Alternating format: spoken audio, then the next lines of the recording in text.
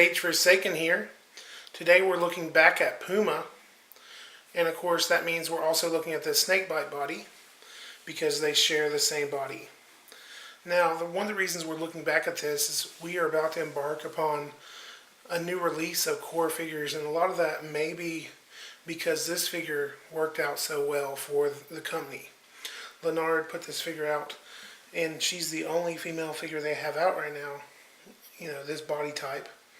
And they did a lot of great things. They have the thing where the equipment is on the figure. They have, holsters. They have good body type and everything. And you would think everything's going well. Why make changes? But we're going to talk about a topic that may be controversial to some people, because some people will look at it on one side and say, well, that's censorship.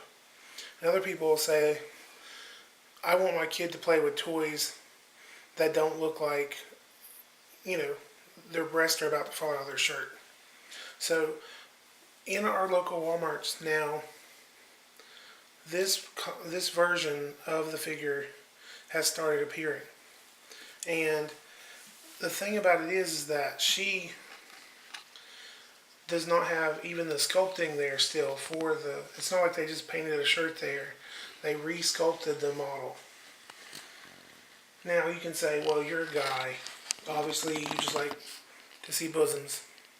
And that's true. And like I said, I understand why they made the choice that they did. They sell this figure around the world. There's places where women don't even show their face.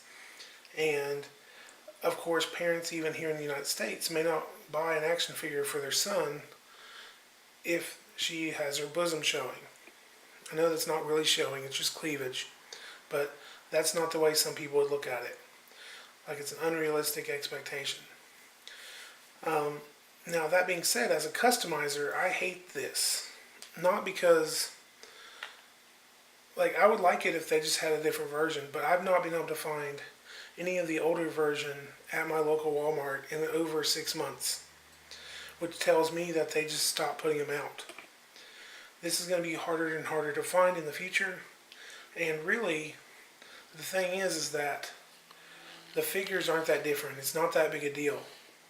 But as a customizer, if it was just like I have two versions instead of one, that'd be great. But as a customizer, now I'm limited, or I have to re-sculpt that in there if that's the type of vibe I wanted my figure to have. For example, when I made the Tomb Raider figure, in every Tomb Raider video game she's ever been in, she's had a low-cut shirt.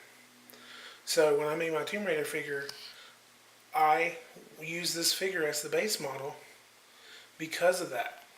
Because I was like, that's the perfect figure for that. I had to re-sculpt all this in here.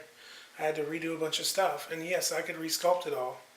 But maybe I wouldn't have even seen the Tomb Raider figure in the figure if they hadn't had that low-cut shirt. So, personally, I wish they had made the change. But I understand it.